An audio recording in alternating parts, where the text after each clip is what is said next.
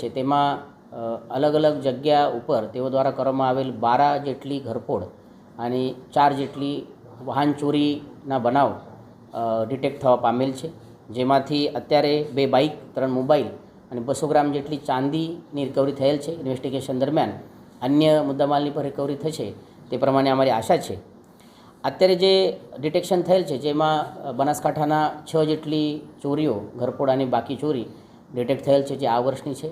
આના સિવાય મહેસાણા, પાટણ, સાબરકાંઠા, અરવલ્લી જેવા જિલ્લાઓની પણ ચોરી ડિટેક્ટ થયેલ છે.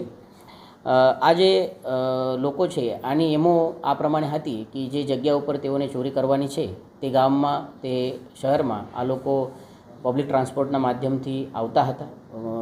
બસ હોઈ શકે છે, ઇકો હોઈ શકે છે, અને તે જગ્યા ઉપર આવ્યા પછી એક બે બાઇકની ચોરી કરતા હતા. તે બાઇક ઉપર ગામમાં નાઇટ સમય દરમિયાન